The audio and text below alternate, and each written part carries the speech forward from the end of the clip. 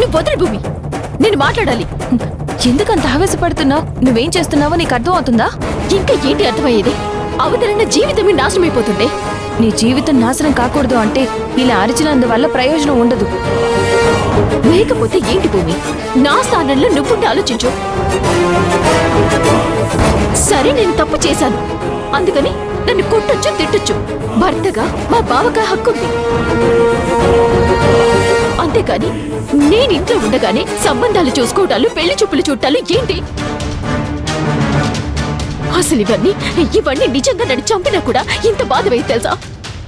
ఇదంతా నువ్వు చేసుకున్నదే, నువ్వు చేసిన తప్పులే. లేదంటే బావగారు ఎలాంటి వాళ్ళో నీకు నేను ప్రత్యేకంగా చెప్పాలా? అప్పటికీ నేను చెప్పాను, అయినా కూడా వినకుండా ఇదంతా చేస్తున్నారు అంటే నీ మీద ఎంత కోపం ఉందో, బావగారిని నువ్వు ఎంత బాధ పెట్టావో అర్థం చేసుకో. నిజమే భూమి, తప్పు చేశాను, నేను ఒప్పుకుంటున్నాను. 100కి 50కి బాధపడుతూ వచ్చిన నాకు ఒక్కసారిగా ఈ స్థాయి చూసేసరికి డబ్బు మీద ఆశ కలిగింది. ఆశ కాదు, దురాశ కలిగింది. దాంతోటి కొన్ని తప్పులు చేశాను, కొన్ని వెనక ముందు చెప్పేవాళ్ళు లేక చేశాను. మా అమ్మ ఉన్నా కూడా ఇది తప్పమ్మా అని చెప్పే రకం కాదు, తప్పుని తప్పనిసరిగా చేయమని చెప్పే రకం. అదే నీకున్నట్టే నాకు ఒక మంచి అమ్మ నాన్న ఉండి ఓ మంచి అన్నదమ్ముడు ఉండుంటే నేను తప్పు చేసిన మొదటి రోజే నా చెంప పగలగొట్టి ఇలా కాదే బతికేది, అలా బతకాలని నేర్పించుండేవాళ్ళు. నాకలా నేర్పించే వాళ్ళు ఎవరూ లేరు కాబట్టే నేను ఇలా తయారయ్యాను. అది అర్థం చేసుకున్నాను కాబట్టి ఇప్పటికీ నేను నీకు సపోర్ట్ చేస్తున్నాను. నువ్వు అర్థం చేసుకుంటే ఏ ఉపయోగం భూమి? ఇంట్లో వాళ్ళందరూ ఒకవైపు ఉన్నారు, ఎలాగోలా పెళ్లి చేసేయాలని చూస్తున్నారు. నా గురించి మాత్రం ఎవ్వరూ ఆలోచించట్లేదు. అయినా నన్ను ఇంట్లో పెట్టుకుని ఇలాంటి పని చేయాలంటే ఎంత ధైర్యం ఉండాలి? నన్ను మానసికంగా చిత్రవద చేయటమేగా, బతుకుండగానే చంపేయటమేగా. నా మాట వినేవాళ్ళు ఎవ్వరూ లేరు, చివరికి బావతో సహా. అప్పటికి బావతో చెప్పుకోవాలని ప్రయత్నించాను, అయినా నా మొహం చుట్టానికి ఇష్టపడట్లేదు. ఇక నా మాట ఏం వింటారు? నా మాట పూర్తి కాకముందే వెళ్ళు బయటికని మాట్లాడటం తప్ప ఇంకో మాట బావ దగ్గర నుంచి రావట్లేదు.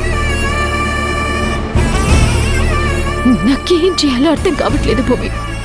ఇలా రోజు చచ్చే కంటే ఒకేసారి చేస్తే బాగుండు అనిపిస్తోంది.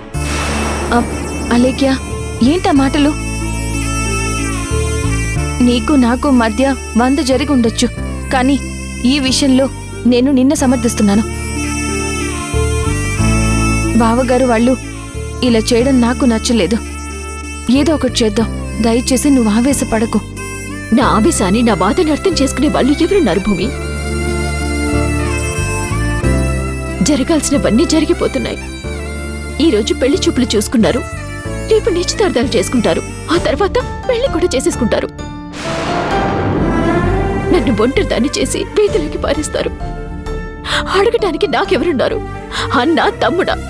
ఎవరు లేరు కదా. నీకు అన్నదమ్ములు లేకపోవచ్చు, పెద్దదాన్నో చిన్నదాన్నో నేనున్నాను. దయచేసి నువ్వేం బాధపడకు. ఎవరైతే బావగారిని పెళ్లి చేసుకుంటానని వచ్చిందో ఆ అమ్మాయితో నేను మాట్లాడతాను.